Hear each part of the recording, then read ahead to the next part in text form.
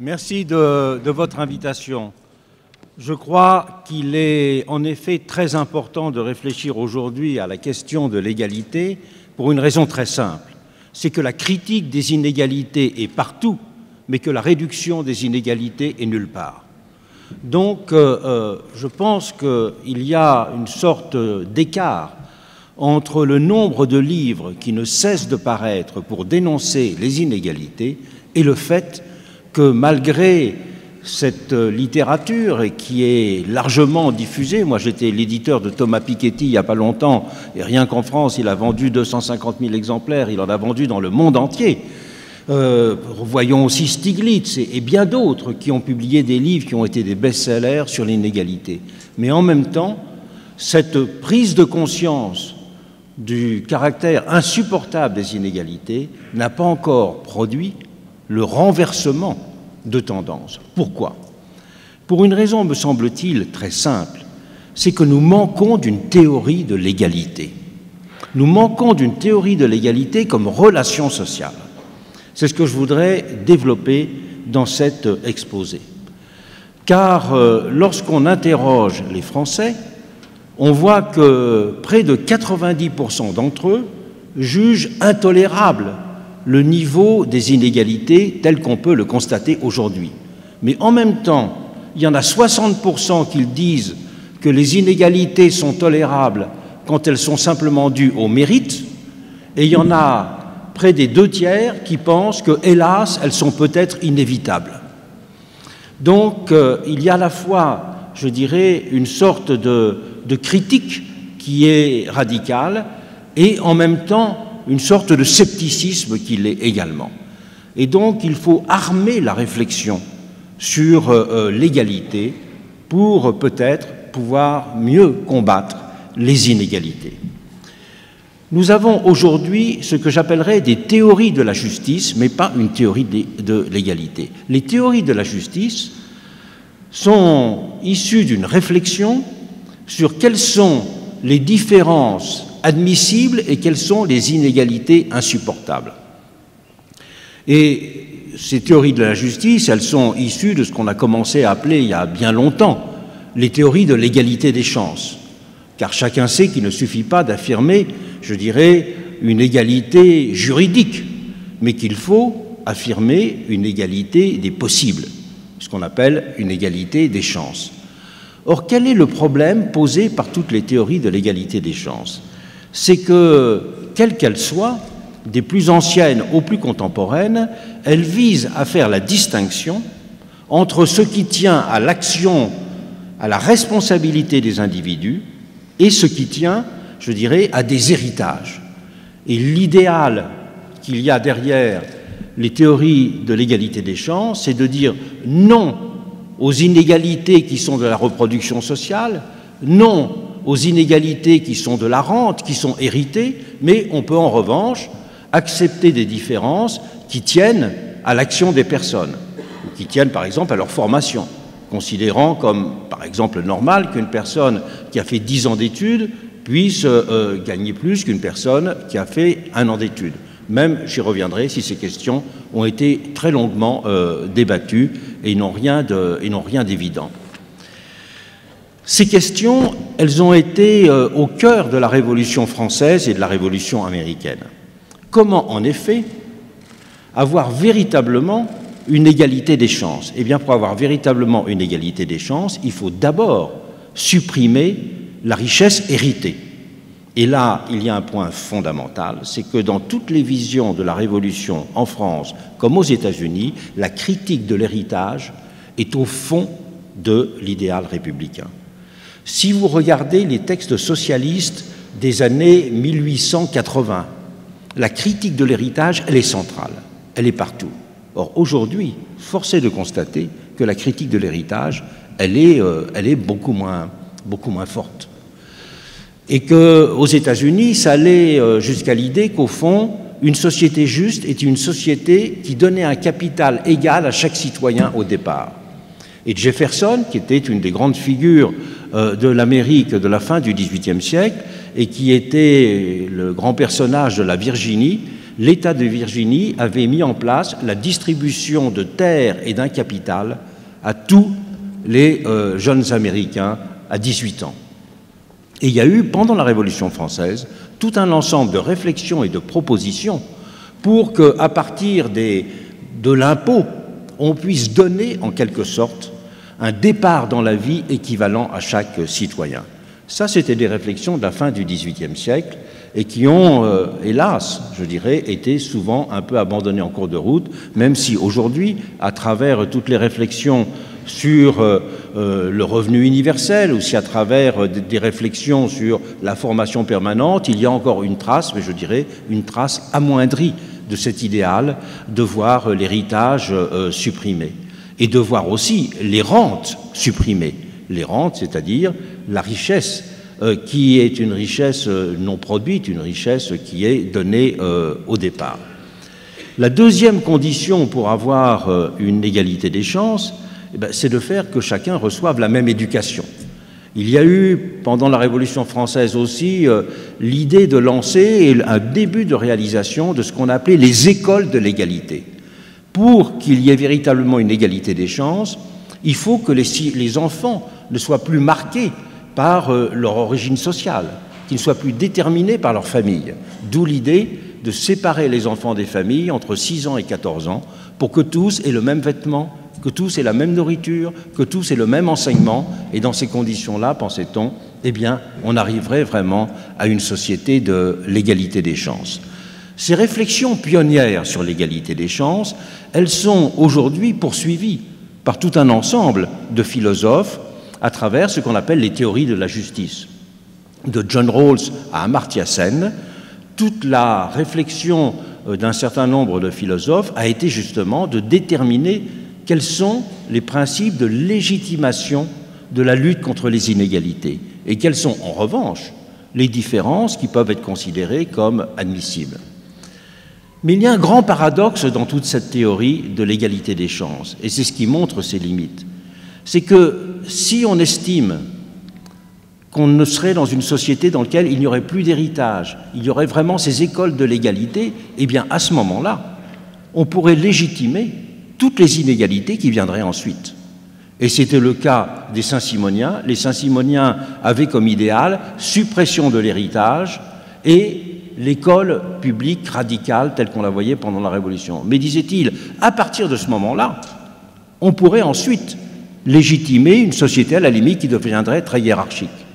Et on voit bien aujourd'hui que s'il n'y a pas de réflexion qui va au-delà de l'égalité des chances, eh bien on peut dire, eh bien monsieur Zuckerberg, c'est grâce à son algorithme qu'il a inventé que Facebook vaut en quelques années 10 milliards de dollars, donc c'est normal, il n'y a pas de problème que cet argent ait été gagné par lui et que ce type d'inégalité peut être accepté alors que l'inégalité qui tient au fait que Madame Bettencourt a hérité de 30 milliards d'euros, lui évidemment serait hautement discutable.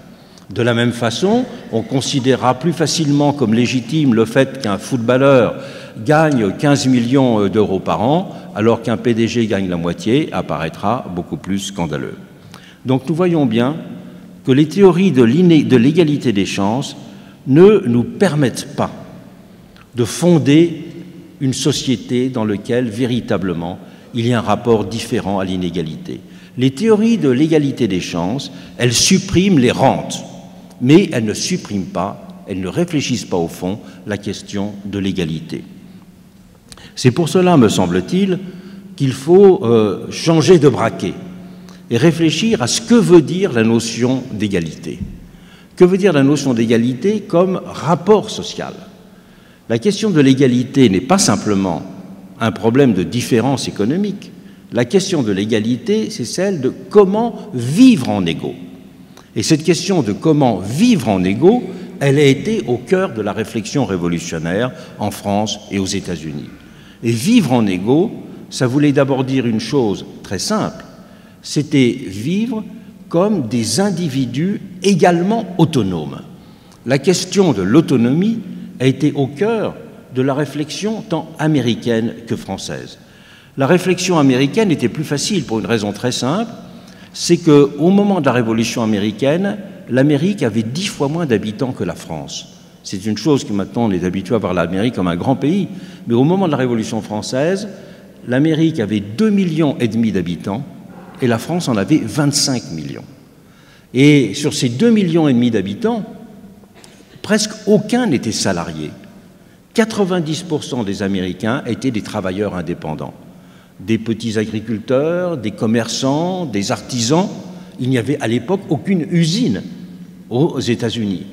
Et même la Révolution américaine, c'était la libération d'une sorte de semi-esclavage qu'on appelait le travail engagé. En effet, au XVIIIe siècle et déjà à la fin du XVIIe, une grande partie des immigrants aux États-Unis venaient aux États-Unis parce que des personnes leur payaient le voyage. Il y avait des entrepreneurs de voyage qui payaient le voyage à ces immigrants et quand ils arrivaient aux États-Unis, pour rembourser leur voyage, ils devaient travailler sans rémunération auprès d'une personne pendant 5, 6, 7 ans.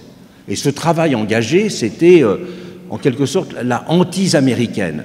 La révolution, c'est en finir avec ce type de travail engagé où une personne paye le voyage avec comme contrepartie, je dirais, l'équivalent d'un semi-esclavage. Donc l'égalité, c'est d'abord une société d'individus autonomes, véritablement indépendants. C'est aussi une société d'individus fiers d'eux-mêmes, qui ne sont plus du tout dans un rapport de dépendance à autrui. C'est une des choses qui avait beaucoup frappé Tocqueville quand il avait visité l'Amérique des années 1830, c'est la fierté qu'avaient les Américains.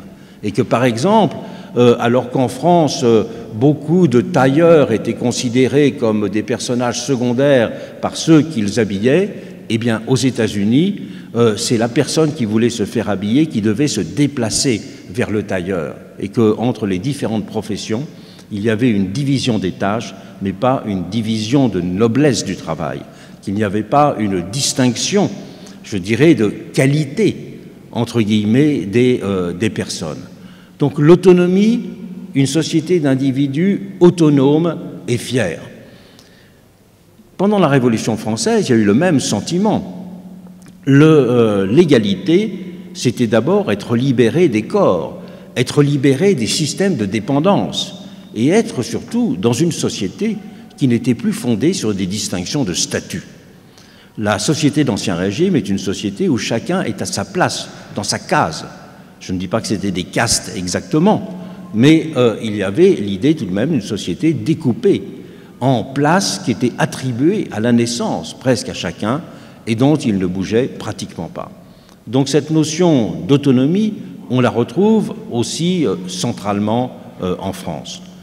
Alors évidemment, cette vision de l'autonomie, peu à peu, elle a été battue en brèche, elle a été attaquée par le développement, par la révolution industrielle, par le développement du capitalisme, où là, le travail libre est devenu, au contraire, la condition non pas de l'émancipation, mais le travail libre est devenu la condition de l'asservissement.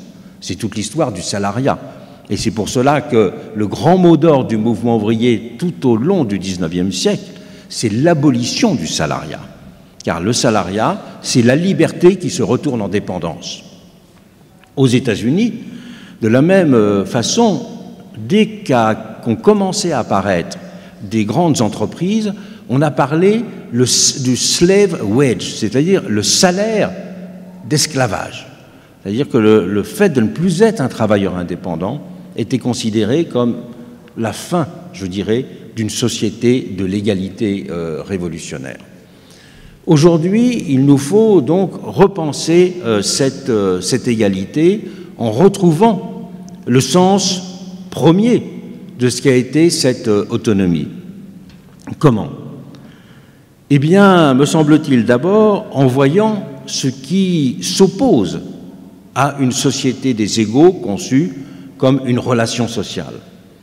Une société des égaux conçue comme une relation sociale, cela veut dire que c'est une société dans laquelle on doit accepter et on doit même valoriser la singularité de chacun. Et c'est pour cela que la relation homme-femme, que l'égalité homme-femme était au cœur, je dirais, de la question historique de l'égalité. Parce que la distinction de sexe, elle traduit une sorte d'évidence de la singularité. Mais que l'égalité entre hommes et femmes, ce n'est pas que l'homme et la femme soient les mêmes, c'est qu'ils vivent en égaux leur singularité. Et je crois que cette question de l'égalité homme-femme, elle est pour cela le fil à la fois d'interprétation et le fil de compréhension du combat pour l'égalité. Le combat pour l'égalité, c'est d'abord celui de la possibilité de vivre en égaux, en étant reconnu dans sa singularité. Mais que la singularité, seule, elle ne suffit pas. Si la singularité est seule, eh bien, ça peut être une société morcelée. Si la singularité est seule, ça peut être une société du repli. Il faut donc que la singularité soit liée à des formes de ce que j'appelle de communalité. Et ces formes de communalité, eh bien, on leur a donné un nom pendant la Révolution française, la Révolution américaine, c'était la citoyenneté. Donc, singularité et citoyenneté. Et comment faire en sorte que cette communalité puisse trouver sa place? Eh bien, pour qu'elle trouve sa place, il faut que ce soit une société qui présente trois caractéristiques. Trois caractéristiques qui repoussent ce qu'on pourrait appeler les poisons de l'égalité. Il y a trois grands poisons de l'égalité. Le premier poison de l'égalité, je l'ai rapidement mentionné, c'est la reproduction sociale. Le premier poison de l'égalité, c'est que chacun soit assigné à une place dont il ne puisse pas bouger. C'est que chacun ne soit pas singularité, mais soit position donnée, soit statut affecté. Donc, la reproduction sociale est le premier élément contre lequel il faut lutter pour une société des égaux, et cela est de l'ordre, pourrait-on dire, en partie au moins, des politiques. Je dis bien des politiques et pas de la théorie, des politiques de l'égalité des chances. Il faut des politiques d'égalité des chances, mais elles ne sont qu'un des éléments de la construction de l'égalité. Le deuxième élément fondamental qui constitue un poison de l'égalité, c'est la démesure. Et ça a été un élément de réflexion permanent depuis l'Antiquité. Depuis l'Antiquité, la question était la suivante: peut-on faire une société de citoyens s'il y a entre eux trop de différences de richesse? Et la réponse était non. Et la réponse était non à un tel point qu'on a introduit, et en Grèce et dans la Rome républicaine, des lois qu'on appelait les lois sanctuaires, c'est-à-dire des lois pour réguler le luxe. Ça peut vous sembler étrange aujourd'hui, mais il y a eu dans la Rome républicaine des lois pour interdire le fait de faire chez soi des banquets trop luxueux. Il y a eu en Grèce des lois pour interdire le fait, par exemple, de se constituer une vaisselle avec des métaux précieux. Tout cela il y a eu une régulation du luxe par la loi. Alors, ce n'était pas toujours facile à faire respecter, peut-être, mais le simple fait que l'on ait l'idée qu'une différence de niveau de vie entre les citoyens détruit la citoyenneté était quelque chose d'essentiel. Dans l'économie politique du XVIIIe siècle, une des grandes réflexions des économistes, c'est la place du luxe. Est-ce que le luxe n'est pas ce qui va tuer, en quelque sorte, l'égalité devant le marché? Est-ce que le luxe n'est pas ce qui va tuer le lien social? Je pense qu'aujourd'hui, il y a beaucoup de réflexions morales sur la sobriété. Il y a beaucoup de réflexions de type moral sur la mesure, mais que ça doit être aussi une réflexion sociologique. Je pense en effet que la démesure, elle conduit à ce troisième poison de l'égalité qui est le séparatisme social. Le fait que la société devienne constituée de groupes, de territoires qui sont isolés les uns des autres. Le séparatisme social, c'est la fin de l'égalité parce que c'est la fin de la relation de chacun avec les autres. C'est le fait de se situer simplement de se replier, on pourrait dire, dans son petit monde de semblables. Il y a donc là un troisième poison de l'égalité qu'on voit aujourd'hui partout à l'œuvre. Si l'on veut, me semble-t-il, réduire les inégalités économiques, la réduction des inégalités économiques, elle se fera s'il y a une vision partagée de l'égalité. C'est ce qui n'existe pas pour l'instant.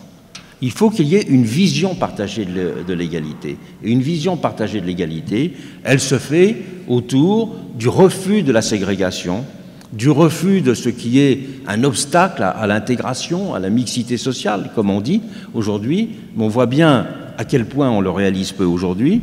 Elle est aussi une réflexion commune sur, justement, je dirais, la consommation insolente, ou cette forme de démesure qui est si répandue aujourd'hui, et enfin, une lutte acharnée contre les formes de reproduction sociale. Mais ces formes de reproduction sociale, comme ces formes de démesure, comme ces séparatismes, le grand problème est qu'ils sont eux aussi repoussés globalement, mais tolérés localement.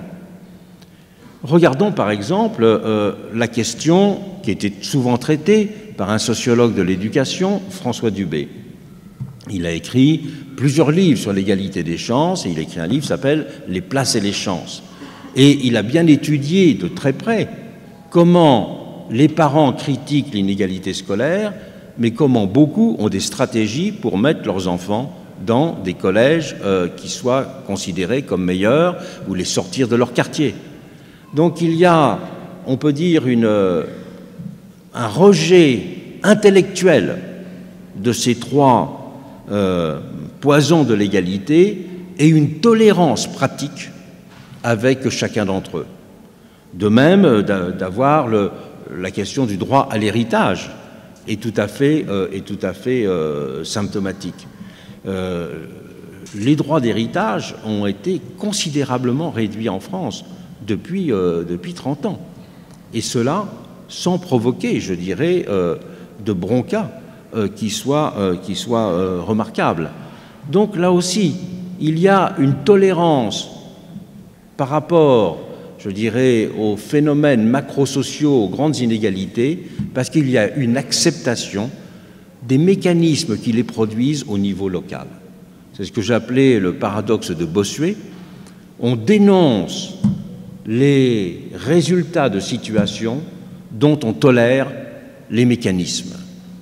Alors bien sûr, on peut critiquer globalement le capitalisme, et si on critique globalement le capitalisme, mais qu'on accepte ces formes de reproduction sociale, qu'on accepte ces formes de démesure, et qu'on est soi-même l'agent même limité de ces formes de séparatisme, eh bien, il est très difficile de développer une action collective pour cela.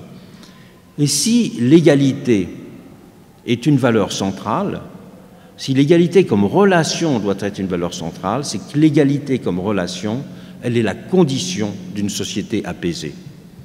Il n'y a pas de société apaisée s'il n'y a pas de société qui fonctionne en évitant ces trois poisons. Et on le voit bien, me semble-t-il, aujourd'hui, il n'y a pas besoin de faire de longs développements. Donc ça peut paraître très peu de choses de dire qu'il faut, à côté de la critique des inégalités, passer à une vision commune de l'égalité. Mais si ce virage-là n'est pas pris, eh bien, les inégalités continueront de fait à être tolérées en pratique, alors qu'elles sont sans cesse dénoncées dans les livres, dénoncées moralement et dénoncées sincèrement par chaque citoyen. Donc, à cet égard, il me semble qu'il faut remettre la valeur égalité au centre, véritablement au centre de ce qu'est on peut dire, la culture politique de la gauche au sens large du terme. La culture politique de la gauche, aujourd'hui, elle se définit souvent par des politiques de redistribution, par certaines visions de la République, mais peut-être que le mot « égalité » n'apparaît pas assez. Il ne suffit pas de se scandaliser des inégalités, il faut valoriser l'égalité en tant que telle.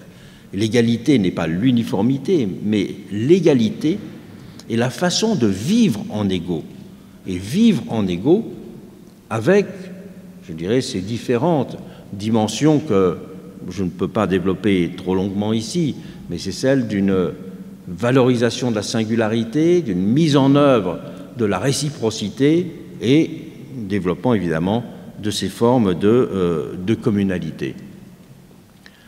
Aujourd'hui, dans les temps, je dirais, où les débats sur la sécurité, sur la liberté sont très importants, on peut avoir tendance à considérer que ce qui relève de ces problèmes est relativement secondaire. Je pense que c'est l'inverse.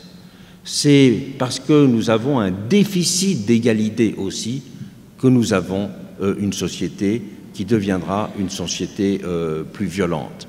Même si les formes d'inégalité acceptées ne sont pas partout les mêmes. Il est certain que quand on va dans des quartiers, la fortune d'un chanteur de rap est applaudie et celle d'un footballeur, elle est également applaudie, alors que d'autres formes ne le sont pas. Mais c'est parce qu'il n'y a pas cette vision de l'égalité qu'il y a aussi un recul, je dirais, de l'acceptation de la redistribution. L'acceptation de l'impôt, la valorisation de la redistribution, qui sont, je dirais, même ce qu'on peut appeler la définition primaire d'une nation. Une nation, c'est une communauté de redistribution acceptée. Eh bien, aujourd'hui, l'acceptation de la redistribution, l'acceptation du prélèvement fiscal n'a cessé de reculer.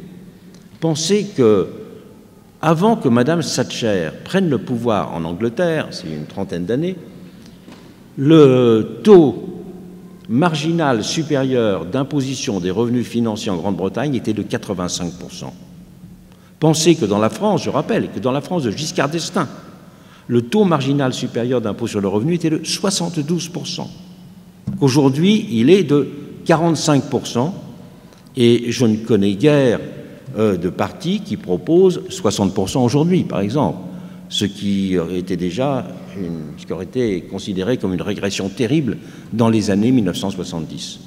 Donc, pour lutter contre les inégalités, il faut restaurer un sens de l'égalité qui fasse qu'il y ait une acceptation plus grande de la redistribution, une acceptation plus grande du prélèvement, une acceptation plus grande du fait qu'on considère que la richesse, elle est plus socialisée. Dans les années 1960, l'écart de salaire entre l'ouvrier et le PDG était de 1 à 20, en France et aux États-Unis. Vous savez ce que c'est aujourd'hui. Bon. Eh bien, pourquoi cette différence? Parce que dans les années 60, on pensait encore que la production de richesse était quelque chose de collectif. Aujourd'hui, et que le PDG n'était qu'un élément organisateur de l'entreprise.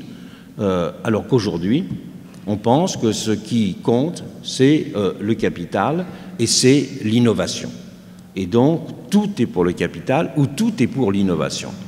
Et donc, il y a des inégalités beaucoup plus grandes qui sont tolérées. C'est donc au niveau mental qu'il faut vraiment se situer pour pouvoir aujourd'hui lutter contre les inégalités. Et c'est dans les têtes qu'il faut faire progresser la notion d'égalité. Je vous remercie.